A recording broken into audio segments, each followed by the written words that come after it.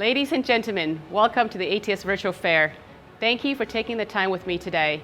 My name is Peng 𝗖𝗧𝗧, or just Peng, and I'm the VP of ATS Life Sciences for Emerging Markets and Symphony. Those of you who know me understand that I'm a huge geek when it comes to the big ideas of manufacturing, the big forces at play in automation, and the future of our industry. Market dynamics are shifting as we speak in unpredictable ways, and businesses are forced to adapt in order to survive and thrive. Climate change, political upheaval, growing economic inequality, rapidly evolving consumer behavior, multipolar geopolitical shifts, the rise of China, and of course, the relentless march of automation across every industry. All of these are questions in search of answer, and businesses must respond whether they are equipped or not. You'll notice I didn't mention COVID-19. I didn't have to.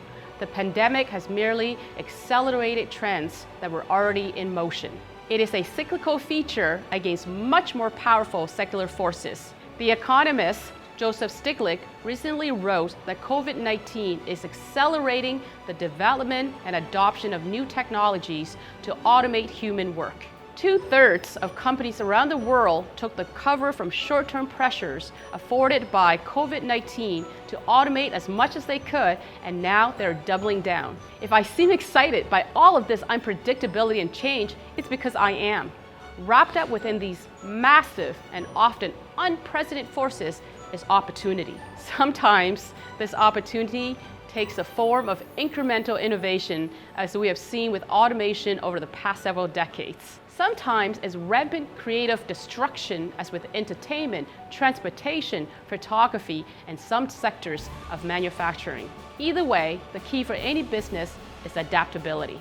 Let us pause on this concept for a moment, because it permeates the discourse in every sector today. It takes many names: resilience, flexibility, versatility, nimbleness, and agility. Pick any one and you'll have a buzzword against change. But what are we really talking about? Do we handle change by bending in the storm or by adjusting our shape so that it blows right past us? In manufacturing, the word we often use is agility. To quote John Highsmith, agility is the ability to create and respond to change in order to profit in a turbulent business environment. An agile manufacturer can more quickly, readily, and cost-effectively respond to a changing market reality. The conventional wisdom in most automated manufacturing, and especially in the assembly automation process, is that you have to choose what kind of equipment you want to invest in: agility or speed. If you go for agility, you sacrifice speed. If you embrace agility, you give up on speed. With Symphoni, we solve this dilemma between speed and flexibility for the assembly of small, discrete components. In 2012, we developed a transformative digital platform powered by patent technology that allow for high speeds and high precisions in a standardized modular building blocks that gives 4 levels of agility and versatility. Generally, this means reduced cost and faster time to market because you avoid cumbersome custom solutions. Symphoni means your assembly assets can be both high speed, high precision, and agile. But let's forget about Symphoni for a moment. Let's assume you're stuck between agility on the one hand and speed on the other hand. What do you choose? In the modern world, for most businesses, and certainly for most manufacturers, the choice is clear. It's flexibility. Let me put it this way. All businesses are asked 2 fundamental questions. How do you compete, and how do you win? For most manufacturers, you compete by automating, and you win by being agile. Let me tell you how I came to this conclusion. First, let's talk about geopolitics and global trends. Remember one of those forces I identified at the beginning of this presentation?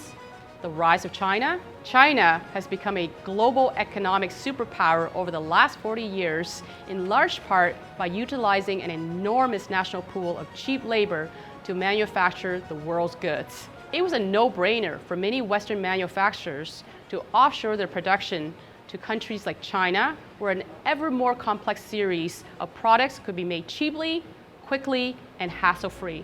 But guess what happened? Labor costs in developing countries have kept pace with rapid development, while costs have stagnated in post-industrialized countries like the United States and Canada.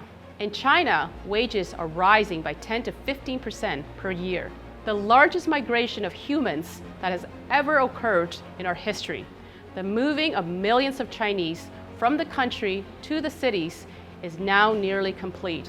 Indeed, the Boston Consulting Group has found that the cost of manufacturing is approaching parity for the two economic superpowers. Similar dynamics are playing out in other developing countries. Meanwhile, the growth and ongoing innovation of automated solutions have made manufacturing viable once again in countries with high labor costs. In fact, automation makes more sense in an advanced economy with a thriving tech sector.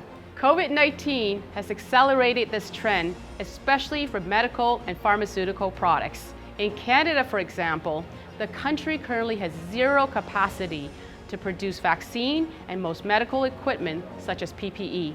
In the opening months of the pandemic, national borders closed and globalization ground to a halt. Canada was vulnerable, and as a result, its government is now spending billions to reshore its vaccine and PPE manufacturing. Prime Minister Justin Trudeau announced a deal with Moderna to build a vaccine factory in Canada. More to the point, in January, The Economist magazine found that businesses before the pandemic looked to automation to lower costs and enhance performance. After the pandemic and going forward, firms are looking to automation to build flexibility, increase resilience, and lower risk. Let me repeat that. Prior to COVID, automation meant lower costs. After COVID, automation means flexibility and resiliency. Consumer demands for personalized, unique products and services will not change due to COVID or any other short-term disruption. They are impatient for the time it takes for a business to design the latest product, ramp up new processes, and build the machines to make it happen. As these cycles recur more frequently, you will need agility to shorten time to market. In other words, in the modern world, agility is speed. The third and final reason why agility wins today comes down to the reality of automation itself. We are following a similar path to the evolution of computers. In the early days of automation, a robot could do one thing and one thing only. Likewise, the first modern computers were famously built to break enemy communication codes during the Second World War. But they were incredibly simple machines that merely allowed humans to do a greater number of basic mathematical calculations over a short period of time. They were truly computers.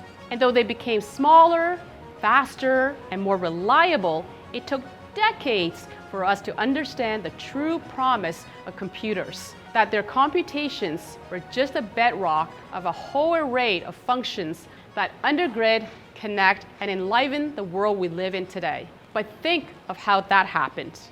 Computers did not become more and more specialized as everyone expected in the early days.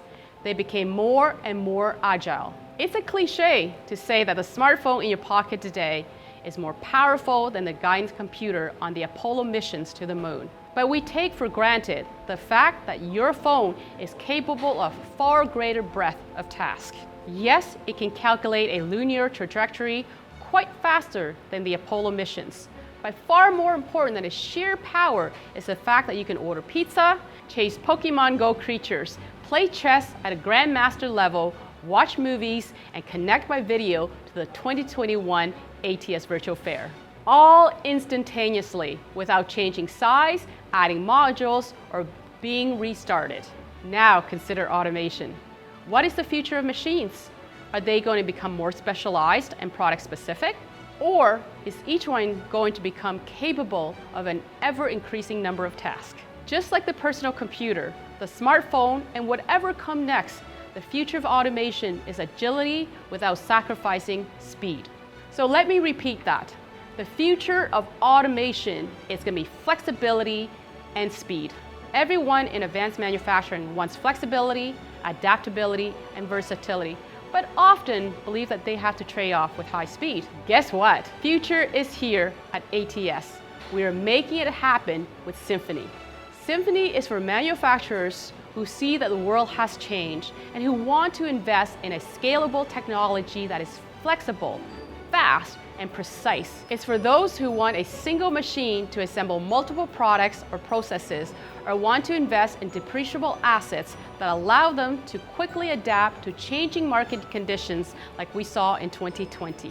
Unlike traditional equipment that is custom designed and built for a specific product, where production depends on the sale of that product, a Symphoni machine can run 24/7, assembling multiple product variations. Investing in Symphoni is no different than investing in injection molding, packaging, or a CNC mill and lathe machine. Because Symphoni consists of configurable modular building blocks. Customers can start with a Sonata, which is a single Symphoni module with a control panel and SuperTrack. Sonata can be used to do new product development or market testing when production is low and speed is not important. In the life science space, Sonata helps prove production process to reduce machine and process FDA validation time, thus increasing your time to market for new product launch. As market demands grow and production picks up, the Sonata cell can remain with the R&D department or integrated as one of the modules in the fully automated production equipment. Because it is agile and fast, the financial benefits of Symphoni for manufacturers are that it can maximize output per capex dollar, maximize output per square meter of floor space, maximize machine utilization, minimize lead time on new machines, minimize time to market a new product, minimize validation time and expenses. And while we're talking about agility, let me make one more thing clear. Symphoni is just beginning. When I think of the successful factories of the future, I don't see a maze of custom machinery snaking around gargantuan factories. I see standardized solutions, I see modular automation, I see machines that can do more than one thing and do it quickly. I see agility winning the race. Hello, I'm Peng. Thank you again for taking the time with me today.